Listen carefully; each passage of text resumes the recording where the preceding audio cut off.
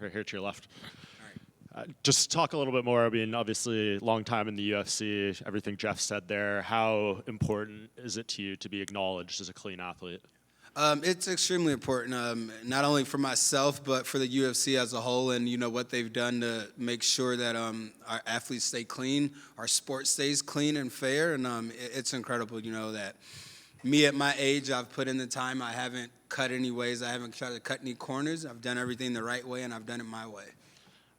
You're one of the few people who have been here since like pre-USADA, pre all this stuff, right? So have you seen a change in the culture, like behind the scenes? Yeah, for sure. I've definitely seen it. Before they've came in, I think a lot of guys were getting away with supplements, I'll say.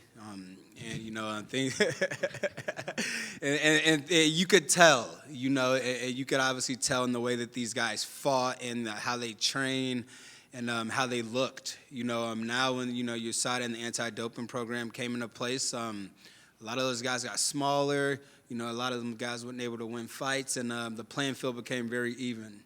Mm-hmm. And on to this, obviously, you're opening the card for Dustin Poirier's retirement fight. You have the win over him from way back when. Could you, have imagined this spot? Like, what were your thoughts when they offered you the spot on this card? Yeah, the first thing I thought of was like, God, I hope that doesn't take attention away from Dustin. I'm pretty sure they probably won't show my highlights this week. Just to take away from him. But it's incredible to be on this card. To share Dustin's last card with him is incredible. Him and Max Holloway are both living legends of the sport, and it's going to be incredible to see his last dance.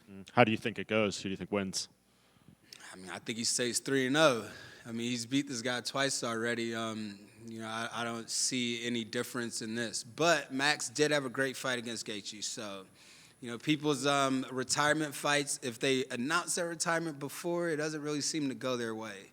So, we'll see what happens. Yeah. What did you make of the matchup here with Daniel Zellhuber? Obviously, a young kid. He's had some fun fights in the UFC so far. What did you make of him? Yeah, I love it. Daniel's he's a tough kid. He's definitely got some skill, but I think they're pushing him a little too fast, too quick. And with a win over him, where are you at in your career? What are the things you're striving for and chasing with a win here? I'm still chasing this world title. I'm going to track a world title. At my age, I'm going to do something incredible. And in order for me to get to the title, I have to do something incredible. I have to do something that hasn't been done before, and I'm willing to do that.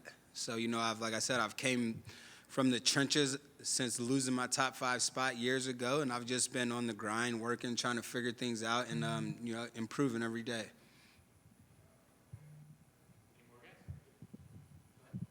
Yeah, Michael, over here. You've fought just about everybody in the lightweight division. I want to know, besides yourself, who's the hardest hitter you faced? Yeah, Gaethje cracks pretty hard. I forgot Emmett. Yeah, so Josh Emmett, I'll give it to him. The lucky fucker. It got me 30 seconds in, 30 seconds out. So, but even at 45, but I definitely have to give it to Emmett. Mike, kind of just bouncing off what they were saying, you've been in the UFC for a minute, man. You fought so many dudes, man. So many dudes that we've raved about, et cetera, et cetera. Now you're fighting a young, hungry guy. He's confident. We talked to him earlier. He was saying things like, I don't want to be 39 fighting and all this stuff. What do you think is going to happen as far as, fighting this guy? Do you think that you're going to knock him out? Let's just be honest here. I always look for knockouts, but I'm going in here to win. Just like you said, him in here talking shit, he's a little too cocky. He's a little too confident, and he's young. I get it. These guys are young and they run their mouth and this and that. Even the way he got this fight was kind of a scumbag way. He wants to post me getting knocked out on his Instagram and talk so much trash and this and that, and he's just fueling my fire. He's just putting a lot of pressure on himself, and he's going to learn the hard way. Have you been to New Orleans before? Yeah, I was here for the Super Bowl. Okay.